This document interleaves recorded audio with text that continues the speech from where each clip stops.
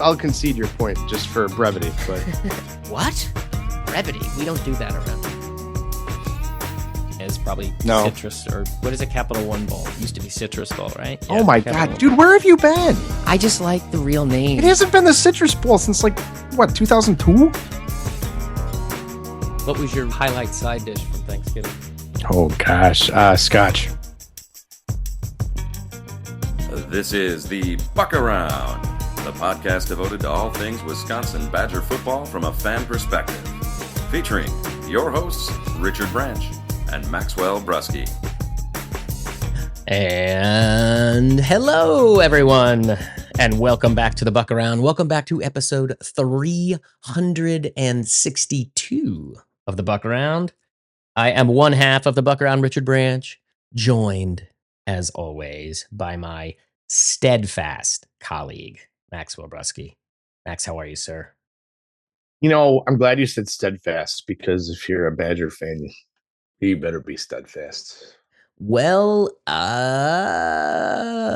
least, no. I'm talking to maintain your sanity. That's all. I hear you. Or to just jump ship altogether. Well, in order to not jump ship altogether. I was going to say, not all Badger fans are steadfast right now. If you look at the replies to any Badger football social media post out there, because the response, like, as somebody pointed out to me, you know, I think the Grant Steck birthday post on Sunday, which is those things that, you know, the automated fickle ones, had 57 replies.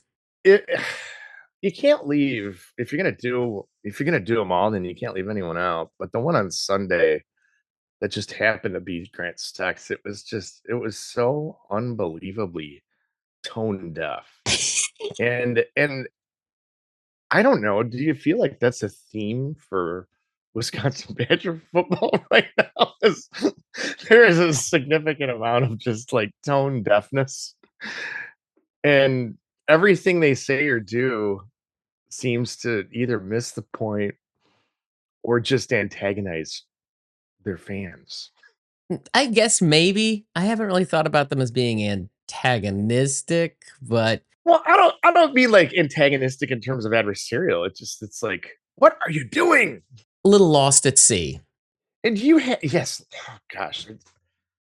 I saw a post yesterday about John Paul Jones, and I've had John Paul Jones in my head, and that's pretty funny that you'd say lost at sea. And the steadfast thing, I was like, oh, I've not yet begun to fight, right? They might be done fighting. Oh my gosh, what a disaster, huh? Yeah. So it is a bye week. A lot of times we don't do these shows. I kind of wanted to have a chance because I was gone last weekend. I did want to talk a little bit about some of the things that I maybe not so much you guys, but I think people aren't stressing overall, or at least I haven't seen stressed overall. And then maybe just sort of like, okay, well, what are some of the other things going on and what do they mean? So as I like to say, I have thoughts.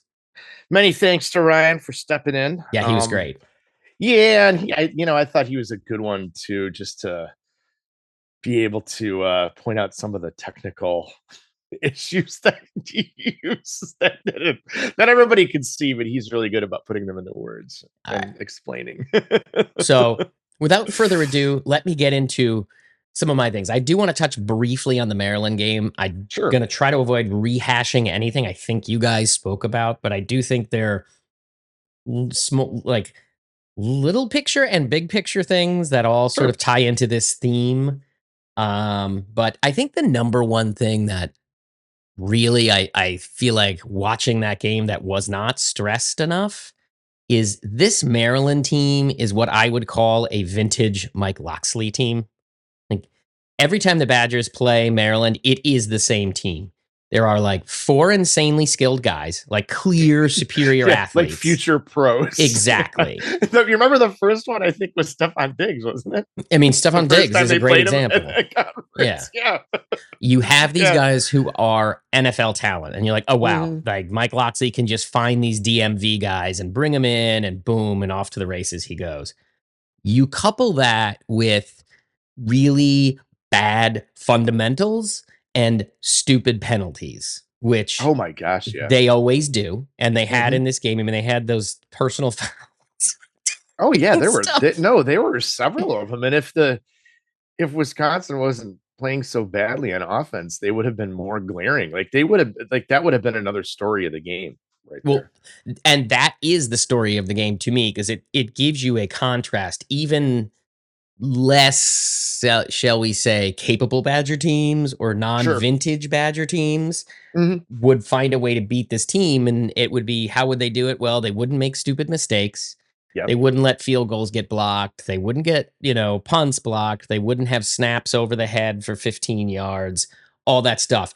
And I think what really needs to be stressed is they got basically, I wouldn't call it boat raced, but they were ground No. into stone dust basically by a team that is no better than any other that they've played, that Maryland has put on the field against them Sure. since the Big Ten era, the expanded Big Ten era. So I think that's really key is it's like if you were thinking of it like an experiment, they played like this is a constant. Like Maryland is a constant. Maryland has always been this. Mike Loxley's Maryland has always been this team where insane athlete, and then there's always going to be a reaction shot of Mike Loxley on the sidelines with his hands on his hips, looking like a disappointed father when somebody does something Oh, stupid. he And you had got that all of look that, too. Yeah. and they Yes. still lost by 17 points. So it's not a good look.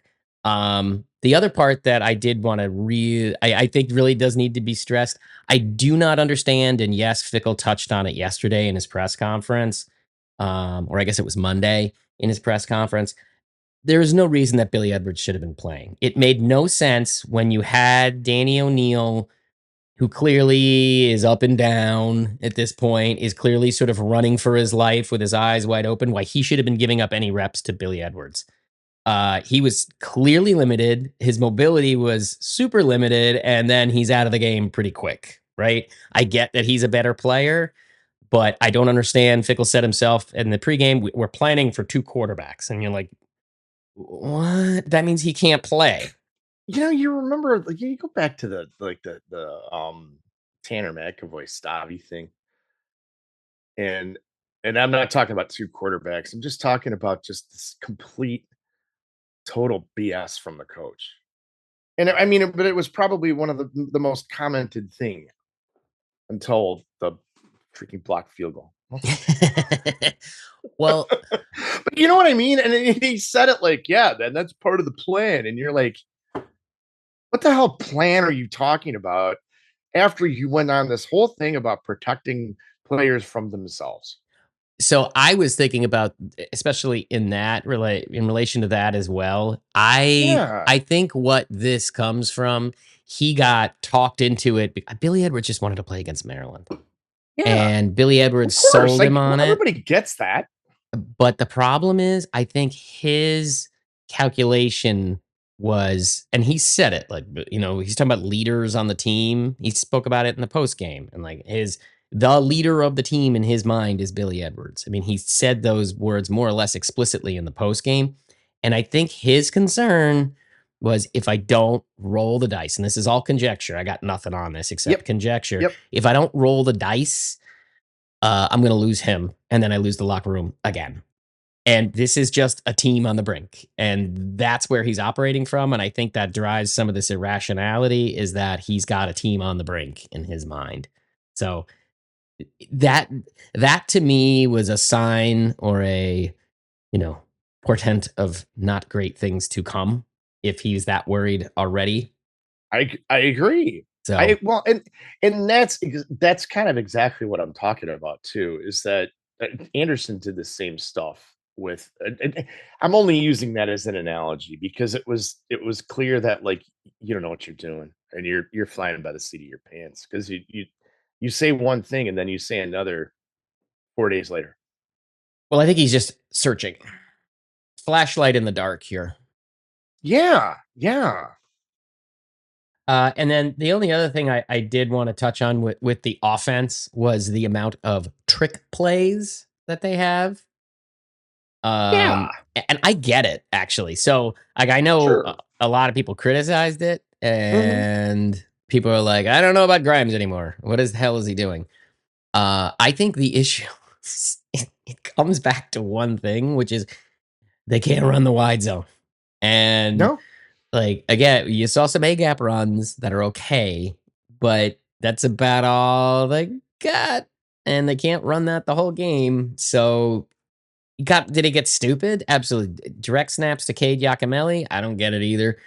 I think it's just emptying the playbook. That offense I is think so too. predicated, like the way Grimes does it Why not? is it's misdirection and, basically like, we're going to run right 5 times and then we're going to fake right, go left, on a pass play. So I think the idea here was a couple direct snaps and then we'll do a direct snap, get you to commit to the run, but then we're going to throw out of it. Like it was kind of a whatever you want to call it. I get it. But in the end, this is all downstream of one issue, and that's 1.5 yards per carry in that game. That's what they had. I know there's the bad snaps that throw the numbers off, but even if you take that out, they're under 4. Like they can't run the ball. And it's kind of fascinating to me because I have never once in my mind to this point looked and it said, boy, those backs just can't figure it out. It has nothing to do with that. Like I've seen the thing where people are like, they need to play Yakimelli more. And I'm like, what? Like okay. If you think that's going to solve that, that is not your issue. Same story. What do you make of the fact that Atuka has hardly ever been there? I don't think it has anything to do with the running backs. You saw him play a little bit and you're like, yeah, okay, he's behind those guys. Give him another year. Like next year, I'll be interested in him. He can be a Sure, piece. But sure. I don't think he's any better than Yeah, Yakimelli or any of those guys. I'm not suggesting that he is. It's just it's something different. And then when you lost Jones, and if you're going to do all this weird stuff anyway, Yeah. And then the last bit, which I think ties into the Billy Edwards thing, the special teams issues mm-hmm. scream, oh boy. Like that's little details, missing protections, guys, maybe a little checked out. That's how it feels to me. And it ties to the quarterback thing and Fickle playing Edwards. And I feel like if they're doing that stuff, it feels like guys are tired.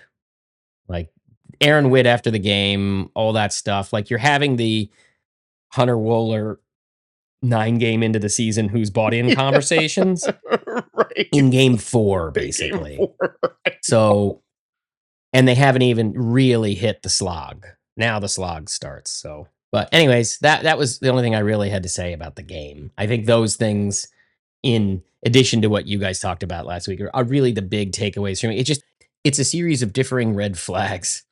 Well, yeah, and the block kicks and the special teams problems just were kind of funny. That it's like, oh, I didn't see that coming. No, Like, and special teams are definitely something for a fan of a good team. It's you don't you kind of take it for granted.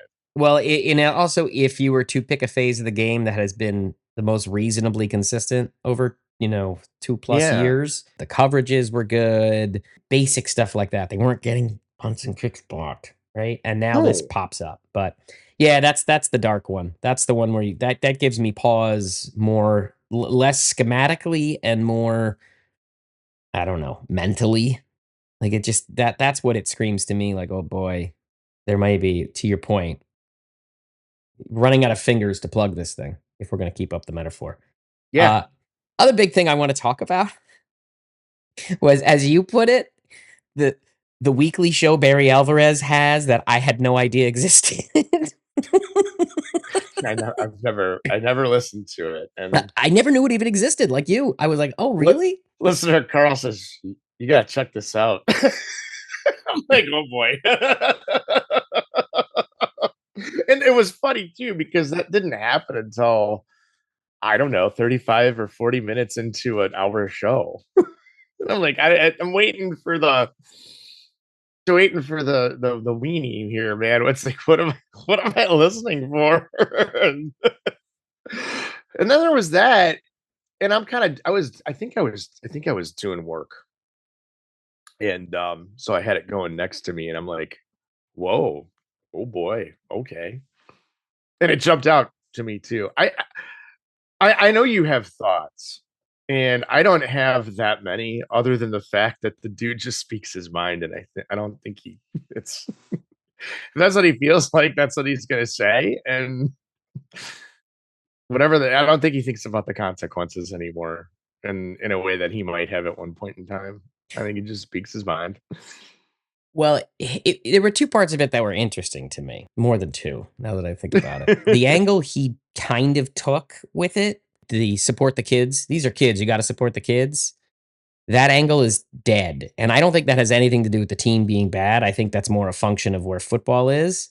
And it's like, no, no, no, no. These guys are paid now. Like, you can't pull Yeah. these are just college kids anymore. No, no, no. They're paid. So that changes your relationship fundamentally to the team in a certain way, which I actually, I'm not a boo guy, but I don't really care if people boo.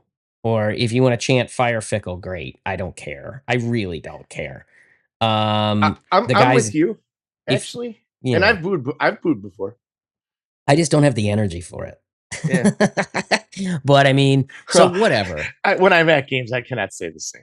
I'll just let people boo. Like, I don't really care. I am more because like that takes me away from trying to pay attention to what's going on. So Sure. I do think it's interesting. He got immediate pushback on it, and it did not resonate. It did the exact opposite. And he then had to go do cleanup with Polzine. I mean, he did an interview with Jim Polzine afterwards, which I thought was interesting because what he said was basically, it's my job to be positive. So I want to do whatever it is to help this Badger football team, which is basically to say, don't listen to me anymore. I'm just going to be positive, which is fine with me. I just hope people take that and understand that this is just what he's going to do.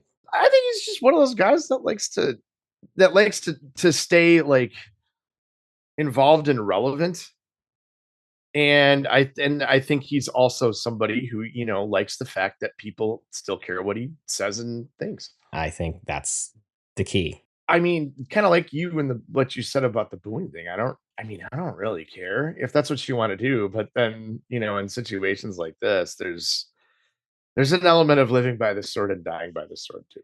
It's just if you're going to say something that's going to get some pushback, well, that's going to happen too. And I don't necessarily know that he was ever known for being measured or circumspect, but that's part of what you like about him. Sometimes he's going to say something that is not going to strike the right chord with a large segment of fans. The interesting thing to me is more the why is he doing this? Because I understand his motivation is trying to give cover. I mean, because the reality is he's giving cover to McIntosh. That's really what this comes down to, is he is trying to sort of defend his handpicked guy as athletic director who picked a coach rather boldly. And this is his way of trying to defend it. Because then Jim asked a very good question in his interview, which is, all right, well, put aside the fact that people are booing. They're booing because of the results on the field. What do you think of the team thus far? And he's like, oh, I don't evaluate. And I was like, yes, you do. Your brain's going. That's what I'm talking about. So you're evaluating, right? You can't not evaluate. And you can't, my frustration, well, whatever. I mean, I'm not here to vent my frustrations about what Barry Alvarez is. He's just going to be what he is at this stage. But yeah, the reality is he's trying to thread a needle to sort of give Chris McIntosh a bit of backing, his vote of confidence, so to speak, in the same way Chris McIntosh issued his vote of confidence for Luke Fickell. The votes of confidence thing was really funny. Well, that's very funny because that's really the thing I want to get into next. But I think it's just with Barry, it's like, okay, that's just Barry being Barry, and I'm not going to take anything from it, and I don't care. I'm going to continue not caring about that radio show, I guess, or not listening to it. So the last part that I kind of want to get into, I guess it's maybe like the chunkiest part, but it's the vote of confidence and why they didn't fire Fickell, which is what I think that's the really interesting thing to try to piece together, right? Because I thought there was like a 50-50 shot. Maybe even better than 50-50. And you have an obvious interim coach on the staff, and Matt Guy used to be a head coach. He's your head coach for the rest of the way. It's pretty simple. You have the bye week before the real meat of the schedule, because they're kind of in a spot where this would be the time, you'd think in your mind, because the thing I was thinking about, the thing that got me going on this, and I guess I'm going to go out of order from where I put these, but people were like, well, they fired Paul Christ. They made a big mistake there. He's just winning 9 games and they fired Paul Christ. Because I'm like, well, it's not really, that's not really true. The Badgers there's a really simple way to measure a successful coach with the Badgers. Here's the thing. Barry Alvarez and Brett Bielema, right? From 1993 onwards. So take out Barry Alvarez's rebuild years. They basically did the same thing. They won slightly less than 50% of their games against ranked teams. And they won like 47% head to head against ranked opponents. Sure. And they won 2/3 of their conference games. Bielema was a little bit higher. He was like 67%. Alvarez was about 60%. Right. And what does that translate to? That means for them, it's like you're gonna, with 50% of the wins against ranked teams, it's like you're doing pretty well when Iowa and Northwestern and Illinois and Minnesota are in the top 25. Like you're winning 2/3 of those, and you're sneaking an Ohio State game, right? And I think Alvarez is a bit of an anomaly with Ohio State too. They also won 2/3 of their conference games, so that means you're beating your peers and you're punching down. Like that's where they are in the Big Ten pecking order. You're never going anywhere with that. So then Bielema leaves. I didn't do Gary Anderson, but that's just because the sample size is super small. No other reason than that. Yeah. Paul Christ from 15 to 19, so from 2015 to 2019, did what they did. He was 11-12 against top 25 teams, just under 50% against the top 25. And then in conference, he's actually the best of them all. He won 72% of his conference games between 2015 and 2019. Big Ten West, RIP. 2019 was, that was probably the last win that felt really, really, really, really, really good. Yeah. So 2015, the 2015 to 2019 Paul Christ was absolutely on the same trajectory. Like if he kept doing that, he would have been the coach in perpetuity until he stopped doing it. Absolutely. And you know what? I would have been pretty happy with that. And we could have the kind of conversations that we used to have during those days. And we talk about minutia in such a fun way. So then you hit 2020 because you get, that's really like where you bookend, where there are two eras of Paul Christ. So from 2020 to 2023, when he was fired, he was 2-7 against the top 25. One of those two was number 25 Purdue. He was also 9-8 in conference. He was barely over 50, but like he was 500 in conference. That is why he got fired. Now you can argue, like, was it too quick? Maybe. Was it too slow? Maybe. Was it unrealistic? Maybe. I don't know. But those are really I think the easiest like connections you can make to measure their performances very simply from a top-down view, like 30,000 foot. That's it. You need to win a majority of your conference games, and you got to be a puncher's chance against ranked teams. Like that's what you got to do to be the Badger coach, and it will work out. Luke Fickell in 3 years, right? So to year to date in 25, so 2+ years, I guess, in 23, 24, and 25. He is 0-7 against ranked teams. He has not beat a ranked opponent. Correct. He is also 8-11 against the Big Ten in basically the same stretch of games as Paul Christ had from 20 to 23.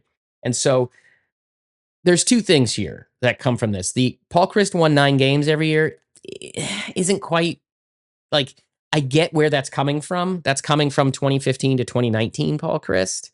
It's not coming from 2020 to 2023 Paul Christ.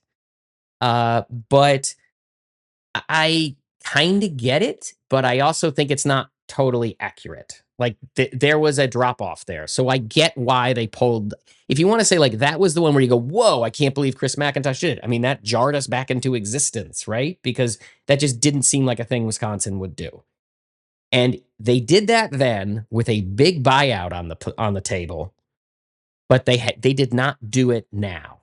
And it's like, why? Because all of, if you want to call them the key performance indicators, point towards firing Fickle. He is doing worse than late stage Paul Christ. I mean, he is worse. He's sub 500 in conference. He can't beat a ranked No, team. no question. Right? I mean, there's no question this team is not, and just eyeballs on the field. Don't even worry about these simple metrics. It's a worse team than it was 2.5 years ago. Like the team that limped past a bad Nebraska team to become bowl eligible or whatever it was in overtime. Like this team is worse than that. There's no arguing that. So it's why. The obvious one is the buyout, because everyone has talked about it would be the second biggest buyout in the history of football behind Jimbo. Which is crazy. Weren't you surprised to hear that? That it was not the number or the size of it, but that it was the second biggest one. Yeah, that it was. Yeah. I mean, the Jimbo one is like lives in infamy. That record won't be beat. That's like it's like a meme almost at this point, right? There's that, and it's like so uniquely situated to Texas and specifically Texas A&M. Yeah. So the thing I was thinking about is like, so why is he still around? Like, why didn't he fire him? Why did he get the vote of confidence?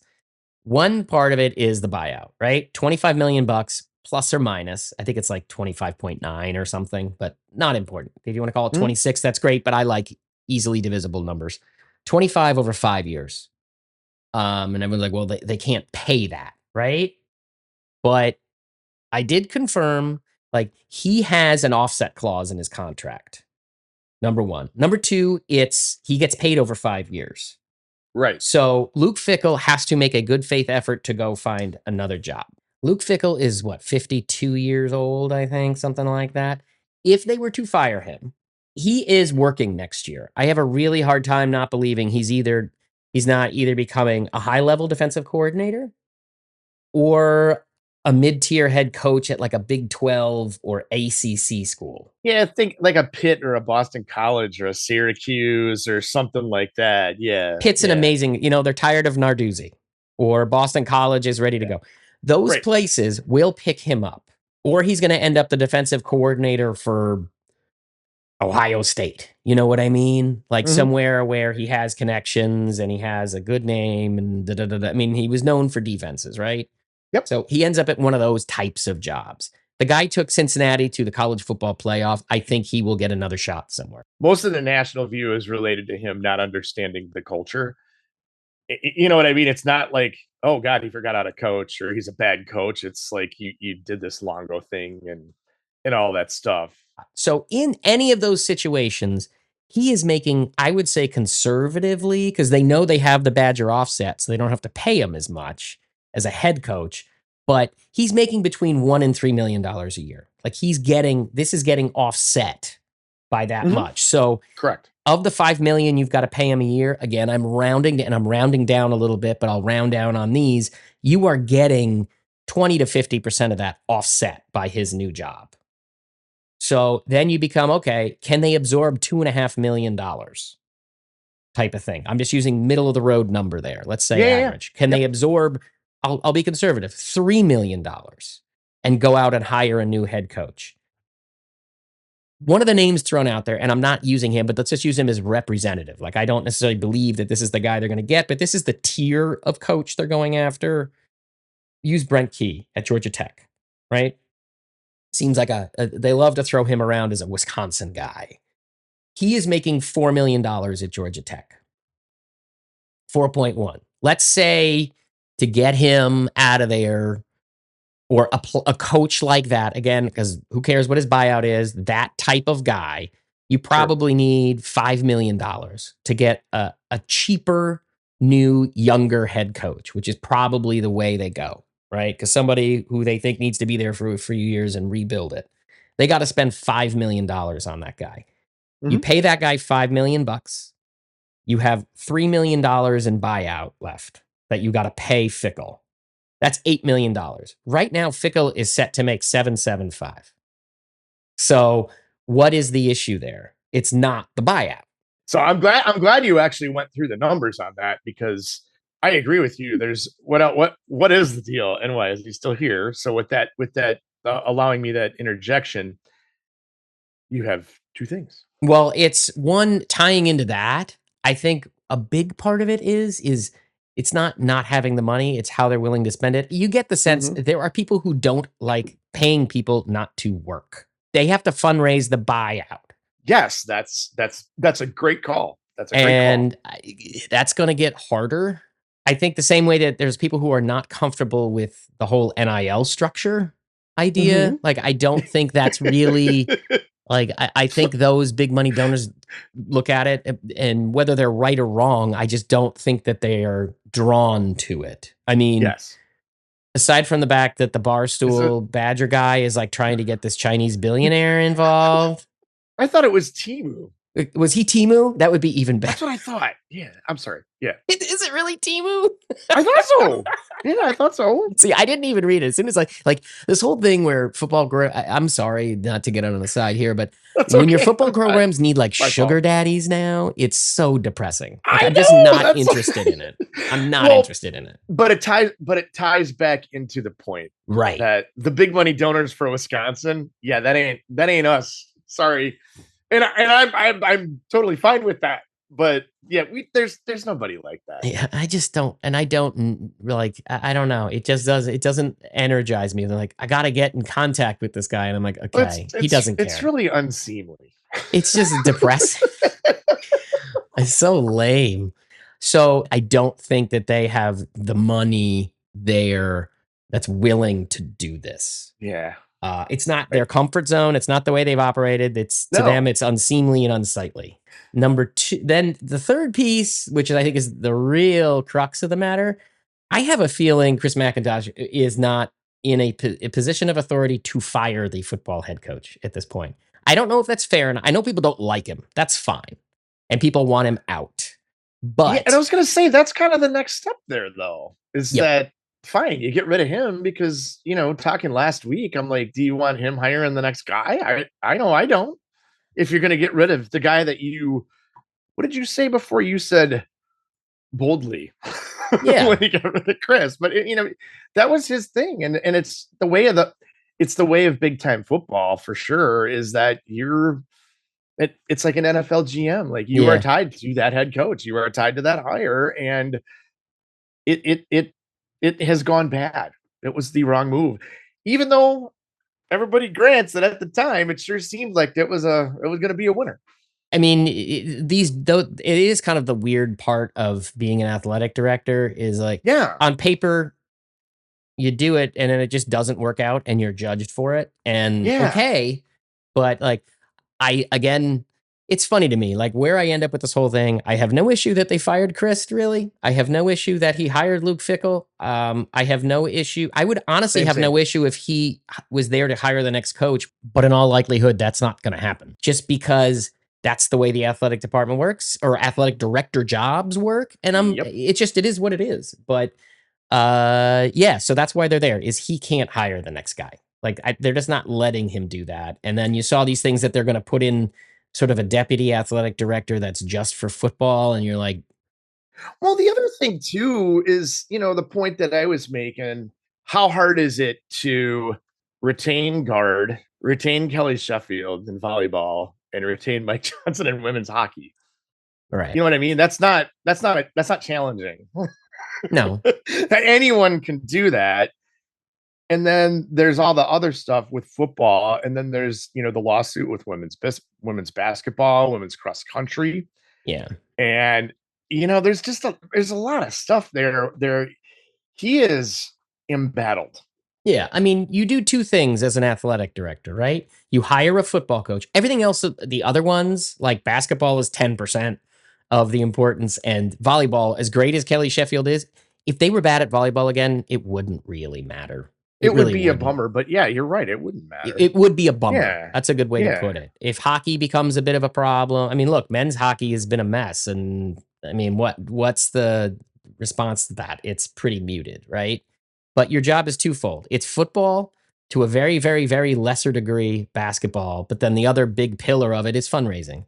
And that's where he's getting himself in trouble because of the PR and the goodwill on those sports don't Right. generate revenue, but they can make people annoyed. When you mess up women's basketball and you're getting sued, or you have a cross country or a track program that's really good and you're not really giving it its respect, even though it doesn't generate revenue. I get Yeah, it. the track, yeah, I forgot about the track and field thing. There's that too. Yeah. Like Yeah. so it's just, it puts sharks circling him in the water. So I think he just is in a spot where he does not have the capital to expend. He expended that capital to get Chris out. They paid Chris to not work. And the people who Yes. have to pay this guy are like, no, you did this 3 years ago. 100%. Yeah, So that's where it is. 100%. So you're stuck with a team that's riding a buyout through this year and effectively through next year. So you may be watching some zombie football. I mean, maybe if you're really in the diehard Fire Fickle camp, maybe it comes after Oregon, right? Because there's another bye in there, and you could kind of do the same thing for that final stretch of the season. And maybe that gives McIntosh time to build his coalition. There's a pretty decent chance this is what you're looking at for the next year, till this time next year, if it continues the way it is. Oh, isn't that something? So I guess it goes to the next thing. And if that one time I did listen to Coach Alvarez's show, I mean, it was most of the focus of that show is like, how do you go forward? What are you doing during the bye week? And what about these other games? And Yeah. I mean, how do you think that's going to go? Just like this week alone, I mean, I could see this being 35 to nothing. I could see them very, very easily not scoring a single point against Michigan's defense. Right. I could see a situation where Michigan's defense forces five or more turnovers, and many Right. of them are fumbles by the quarterback. Or like the bad interceptions where it's on the line of scrimmage is the 15-yard line, and it's a 12-yard pick six. I mean, but that's how I see these going. It's gonna be awesome. Well, and not only that, even in the Maryland game, like the defense is pretty good. The defense was pretty good, especially the front seven. Yeah. And like if you had if the rest of the team and the offensive line had made as much of an improvement or improved from personnel statement or standpoint or whatever you want, I think this would look like kind of how we thought it was going to look. Seriously, this is sort of like my concluding thought, which I think is fine for this point right now. Like, I don't know how many different ways we're going to be able to say for the rest of the season. Well, the offensive line holds back everything because it's super young. Like, that's what it's going to be. Everything comes down to the offensive line holds back everything else. And the rest of it doesn't. The rest of it is irrelevant. Like, I guess maybe I'm going to sound like an apologist, but I don't mean it to sound that way. But like, I don't care that Danny O'Neil is throwing picks because Danny O'Neil is just like running. Like, he's not good enough to overcome that. You know what I mean? That's not the No, player he no, is. He's just kind of no, like the scrappy dude who will make a play here and there, but he doesn't have, like, without the no. offensive line, the rest of it doesn't matter. Well, you know what's crazy is that if Billy Edwards was fully healthy, like he knows what it's like to play with it. like that experience would have been really, really relevant. And it just would be interesting to see what that would look like and how much you could work around it, especially obviously Grimes knows what he has. And I don't know, especially this stretch too. I mean, do you I would say they have a good shot against Iowa, but like I don't what's their mental state gonna be like if they come back home from Ann Arbor and it's 45 to and the game was 45 to nothing or worse? Because I think they're gonna I don't have you seen the point spread? It was 16 and a half. Because I don't see a path. Yeah. I Like mean, and that was kind of the thing too. Like through that Maryland game, like, no, you've lost me. I don't see the path anymore. And and you had talked, but in our last substantive episode, like there's a needle that has to be threaded, and that needle is shredded. It's gone. Like it's gone. Yeah. So yeah, I don't know. So it'll be fun times ahead. All right. So it's going to be a long season, and it's going to be a long 2026.